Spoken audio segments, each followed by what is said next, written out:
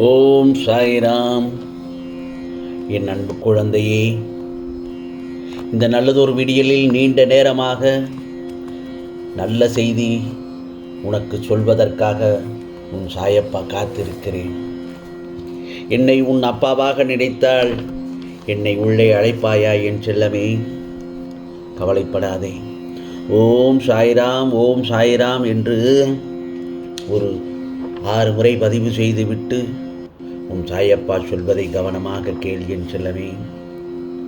வெற்றி தோல்விகள் பற்றி கவலை இல்லை, இன்ப துன்பங்கள் பற்றிய எண்ணமும் இல்லை. வாழ்வில் தேறுவதா தவறுவதா என்ற தடுமாற்றமும் இல்லை. என்னை பற்றி கவலைப்பட வேண்டிய பொறுப்பு என் சாயப்பாவிடம் வைத்துவிட்டுத்தான் இனி நான் சுகமாகச் சொல்லப் போகிறேன். இதற்கு பெயர்தான் என்ன தெரியுமா என் செல்லமே? அர்ப்பணிப்பு. உன்னுடைய பொறுப்புகளை எல்லாவற்றையும் உன் சாயப்பாவின் பாதத்தில் சமர்ப்பித்துவிட்டு நீ உன் கடமைகளை மட்டும், உன் இலக்குகளை நோக்கி மட்டும் சென்று கொண்டே இரு. அதற்குண்டான பிரதிபலன்கள் நிச்சயமாக உனக்கு கிடைக்கும்படி இந்த சாயப்பா அருள்பாலிப்பேன். இந்த அர்ப்பணிப்பு எனக்கு நிச்சயம் வெற்றியை தரும் என்று என்னிடத்தில் சொல்லிவிட்டாலே போதும். அதே நேரத்தில் சாயப்பா, நான் தோற்க மாட்டேன், நிச்சயமாக நான் வாழ்க்கையில் ஜெயித்து விடுவேன் என்பதையும் மனதில் சொல்லிக்கொண்டே இருக்க வேண்டும். இது நான் மட்டும் சொல்லும் வாக்கல்ல என் செல்லமே. இந்த பதிவை கேட்பவர்கள் நீங்களும் இதை பின்பற்றிக் கொள்ளுங்கள். என் மீது முழு நம்பிக்கை கொண்டு நான் சொல்வதை முழுமையாக கேள். இந்த நல்லதொரு விடியலில் மனம் நிறைந்து நானும் உன்னிடத்தில் பேச வந்திருக்கிறேன். இன்று நீ மனமுருகி என்னிடம் கேட்கும் எதுவாக இருந்தாலும் நிச்சயமாக உன் கரங்களில் தவழப் போகிறது. இதோ இந்த சாயப்பாவின் ஆசிகளை முழுமையாக கேட்டுவிட்டு உன் மனதில் இருக்கும் வேண்டுதல்களை என் பாதத்தில் வைத்துவிடு. நிச்சயமாக உனக்கு நான் நிறைவேற்றித் தருவது இந்த சாயப்பாவின் பொறுப்பு. எல்லாவற்றுக்கும் ஒரு நாள் வரும், காலம் வரும், நேரம் வரும் என்று காத்திருந்த உன் பொறுமையும் நம்பிக்கையும் இனி நல்லதொரு விதத்தில் பயன்படப் போகிறது, பலனடையப் போகிறது. இனி எல்லாம் உனக்கான வரிசையாய் குவியும். சாயி சாயி என்று என்னை தஞ்சமடைந்த பின் யாரை தேடியும் எதற்காகவும் செல்ல வேண்டவே வேண்டாம்.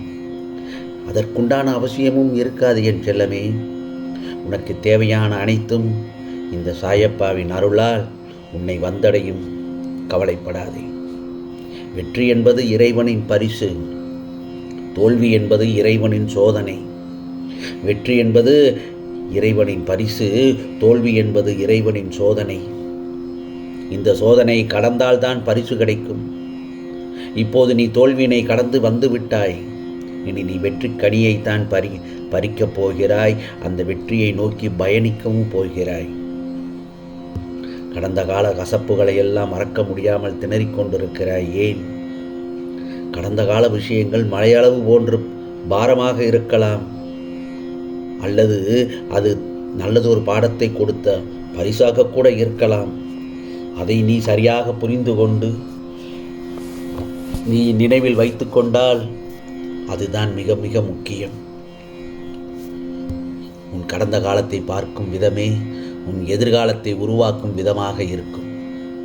எனவேதான் நான் ஒவ்வொரு நாளும் ஒவ்வொரு முறையும் உன்னிடத்தில் சொல்வது, உன் கடந்த கால நினைவுகளை எல்லாம் அழித்து விடு. அது தந்த அனுபவங்களையும் நல்லதொரு பாடங்களையும் உன் மனதில் புதைத்து விடு. மீண்டும் இந்த தவறுகளை உன் வாழ்நாளில் நடக்காமல் மட்டும் பார்த்துக்கொள். சாயி சாயி என்று நீ என்னை தியானிப்பதையும் பிரார்த்தனை செய்வதையும் ஒருபோதும் நிறுத்திவிடாதே. எந்த ஒரு சூழ்நிலையிலும் ஆனந்தமான மன அமைதியான தியானமும் பிரார்த்தனையும் உன் வாழ்விற்கு நல்லதொரு வழிவகுக்கும். இந்த இரண்டும் உன்னுடைய பரபரப்பான வாழ்க்கையில் செய்ய முடியாது என்று நீ நினைக்கலாம். பரபரப்பாக ஓடிக்கொண்டிருக்கும் போது நான் மனதை கட்டுப்படுத்தி ஒரு இடத்தில் அமர்ந்து உட்கார்ந்து உங்களையே தியானிப்பது சற்று கடினமான வேலையாக கூட நீ நினைக்கலாம். அப்படி நினைக்க வேண்டாம். அதில் உண்மை என்னவென்றால் உன் வாழ்க்கையை சுலபமானதாக மாற்றக்கூடிய மருந்துதான் அது. அமைதி என்பது ஒரு சக்தி வாய்ந்த ஆற்றலாகும், மருந்தாகும். எந்த ஒரு சிக்கல்களுக்கும் மனதை அமைதியாக வைத்துக்கொண்டு சிந்தித்தால் நிறைய வழிகள் பிறக்கும், நேர்மறை எண்ணங்கள் உதிக்கும், ஆயிரம் பிரச்சனைகள் எல்லாம் பிறகு தீர்ந்துவிடும். நீ செய்யும் ஒவ்வொரு பிரார்த்தனையும் உன் சாயப்பா நான் கேட்டுக்கொண்டுதான் இருக்கிறேன்.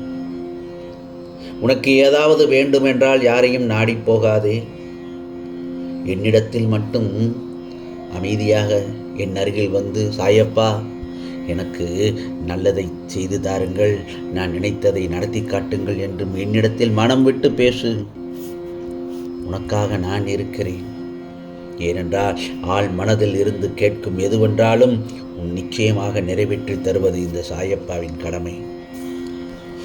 நிச்சயமாக இந்த நல்லதொரு விடியில் நீ என்ன கேட்கிறாயோ நிச்சயமாக அதை உன் கரங்களில் தருவது இந்த சாயப்பாவின் பொறுப்பு. எவ்வளவோ துன்பங்களையும் துயரங்களையும் கடந்து வந்து விட்டேன். ஆனால் மனதில் ஏதோ ஒரு விதமான பயம். இந்த வாழ்க்கையெல்லாம் என்னவெல்லாம் கற்றுத்தரப்போகிறதோ என்றுதானே உன் மனதில் அசை போட்டு கொண்டிருக்கிறாய். ஆனால் இனி உன் வாழ்வில் புலம்புவதற்கும் பயப்படுவதற்கும் ஒன்றுமே இல்லை. ஏனென்றால் எல்லாவற்றையும் நீ கடந்து வந்து விட்டாய். ஏமாற்றமான உன் வாழ்க்கை இனி ஏற்றம் தரப்போகிறது. உனக்கான வாழ்க்கையில் நீ ஜெயித்திட வேண்டுமென்றால் உழைப்புகளும் விடாமுயற்சிகளும் மிக மிக முக்கியம், அவசியம். ஆனால் நீ சொல்லலாம், சாயப்பா நானும் உழைக்கிறேன், முயற்சி செய்து கொண்டுதான் இருக்கிறேன், ஆனால் வெற்றி என்னும் மகுடத்தை என்னால் தொட்டு கூட பார்க்க முடியவில்லையே என்று புலம்புகிறாய். வெற்றி என்னும் பூக்களை பறிக்க என்ன பல தடவை உன்னிடத்தில் சொல்லியிருக்கிறேன். வெற்றி என்னும் பூக்களை பறிக்க சில முட்களிடம் காயப்படத்தான் வேண்டும். காயப்பட வேண்டும் என்பதை விட வாழ்வின் இன்னொரு பக்கம் இருக்கும் தோல்வி என்னும் பாடத்தை கற்க வேண்டும். என்ன உன் சாயப்பா சொல்வது புரிகிறதா? இது நாள் வரை தோல்வியை மட்டும்தான் கற்றுக்கொண்டு வந்தேன் என்று கூறுகிறாய். அதுவும் சரிதான். இதுவரை நீ கண்ட தோல்விகள் எல்லாம் வெற்றியாக மாறப்போகிறதல்லவா? பிறகு ஏன் கவலைப்படுகிறாய்? ஆனாலும் உன் வெற்றிக்கான நடுவில் ஒரு சில சறுக்கல்கள் தோன்றுகிறது என்றால் அது உன் மன வலிமையை சோதித்து பார்ப்பதற்காகத்தான் வருகிறது. சின்ன சின்ன சறுக்கல்கள், தடைகள். உன் மன வலிமையுடன் போராடி அந்த போராட்டத்தில் வெற்றியையும் நிச்சயமாக காண்பாய். அதில்தான் ரகசியம் இருக்கிறது. ஏனென்றால் என் சோதனைகள் அனைத்தையும் வென்றுவிட்டாய் என்று சந்தோஷப்படு. ஒவ்வொரு முறையும் நீ கஷ்டங்களையும் துன்பங்களையும் ஒவ்வொன்றாக அனுபவிக்கும் போது எந்த துணையுமின்றி நிர்கதியாய் நிற்பது போலத்தானே உணர்ந்தாய். யாருமே இல்லை, நடுவில் எந்த துணையும் இல்லாமல் சாயப்பா நான் நிர்கதியாக நிற்கிறேன் என்ற எண்ணத்தை மறந்து அந்த இடத்தில் ஒரு நிமிடம் கண்களை மூடி எதையும் யோசிக்காமல் சாந்தமாக மாறி அமைதியான சூழலை உனக்குள் கொண்டு வந்து விட்டாயா? அந்த நிமிடம் நிற்கின்றதே, அதுதான் இந்த சாயப்பாவின் பிடியில்தான் உன்னை நான் தாங்குகிறேன் என்பதை மனமாற அந்த இடத்தில் உணர்வாய். உன் வாழ்வில் இந்த சாயப்பாவின் துணையோடு பல மங்களகரமான நிகழ்வுகள் உண்டாகப் போகிறது. அந்த நேரத்தில் மயங்காதே, கலங்காதே என் செல்லமே. காலம் பொன் போன்றது, காலங்கள் பொன் போன்றது. வரும் பொன்னான நாட்களை உன் வீட்டில் நல்லதொரு நிகழ்வுகள், நல்லதொரு நிகழ்ச்சிகள் அடுத்தடுத்து நடக்கும். நான் ஒன்று சொல்லட்டுமா? எல்லோருக்கும் வாழ்க்கையில் ஏமாற்றம், தோல்வி, தவிப்புகள், துரோகங்கள் இருக்கத்தான் செய்யும். அதை ஏன் கணக்கில் கொண்டு புலம்பிக் கொண்டே இருக்கிறாய்? அதை பொருட்படுத்தவே கூடாது. சில விஷயங்களை அப்படியே விட்டுவிட்டு அடுத்த நிகழ்வுகளை நோக்கி பயணம் செய்வதுதான் உனக்கு நல்லது. அதை கண்டுகொள்ளாமல் அப்படியே விட்டுவிட்டாலானால் அதுவே தானாக மறைந்துவிடும். அதையே நினைத்து நினைத்து பயந்து நான் என்ன செய்யப் போகிறேனோ என்று பதற்றமடைந்தால்தான் அதை உன்னை இறுக கெட்டி பிடித்து உன்னை கட்டி தழுவிக்கொள்ளும். பிறகு அதிலிருந்து வெளியில் வருவதற்கு பல சங்கடங்களையும் பல துன்பங்களையும் நீ அனுபவித்துத்தான் ஆக வேண்டும். உன்னை சுற்றி உள்ள சில சின்ன சின்ன பிரச்சனைகளுக்கான தீர்வு உன்னிடம்தானே இருக்கிறது. முதலில் அதை புரிந்து கொண்டு வாழ கற்றுக்கொள். அப்படி இருந்தால் பிரச்சனைகள் எல்லாம் காணாமல் போகும். நிச்சயமாக அதற்குண்டான கால நேரங்கள் எல்லாம் உன்னிடத்தில் தான் இருக்கிறது. அந்த மங்களகரமான நிகழ்வுகள் என்னவென்றால், திருமண வாழ்க்கையை கடமையென்று இல்லாமல் சந்தோஷமாக வாழ்ந்து காட்டு. தியாகமும் பொறுப்புணர்ச்சியும் அந்த வாழ்க்கையில் இருக்க வேண்டும். அப்படி என்றால் உன் இல்லத்தில் நல்லறம் காட்பாய். 2 பேருடைய எண்ணமும் ஒரே மாதிரி இருந்ததென்றால் திருமண வாழ்க்கை சந்தோஷமாக அமைந்துவிடும். அந்த திருமண வாழ்க்கையே அழகாக இருக்கும். சொர்க்கத்தில் நிச்சயிக்கப்பட்டது என்று அதுதான் சொல்லுவார்கள். ஆம் செல்லமே, நிரந்தரமற்ற பிறர் அன்பிற்காக ஏங்கி தவிக்கக்கூடாது. வாழ்க்கையே போர்க்களமாக இருக்கிறது என்று கவலைப்படக்கூடாது. சீக்கிரமாகவே இந்த நிலைகள் எல்லாம் மாறும். இந்த சாயப்பா மீது நம்பிக்கை வை. நிச்சயமாக இந்த நிலைமை மாறும். எனக்கு நீ முக்கியம் என் செல்லமே. நீ துவாரகமாயின் செல்ல குழந்தை. இதோ நீ கேட்டதை விட உனக்கு அதிகமாக கொடுக்கப் போகிறேன். உனது விருப்பங்கள் எல்லாம் நியாயமானது. அதற்கு தடையேதும் வந்தால் என்ன செய்வதென்று தெரியாமல் தவித்து கொண்டிருக்கிறாய்.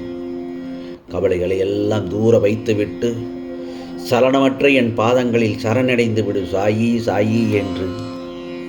பிறகு உனக்குள் வரும் தடைகள் அனைத்தும் நொறுங்கும். உனக்காக உன் சாயப்பாவாக நான் இருக்கிறேன். கவலைப்படாதே. உனக்கானதெல்லாம் நிச்சயமாக நல்லதே நடக்கும், நல்லதே நடக்கும். ஓம் சாய்ராம், ஓம் சாய்ராம். ராம்ஜி அருள் கிடைக்கட்டும்.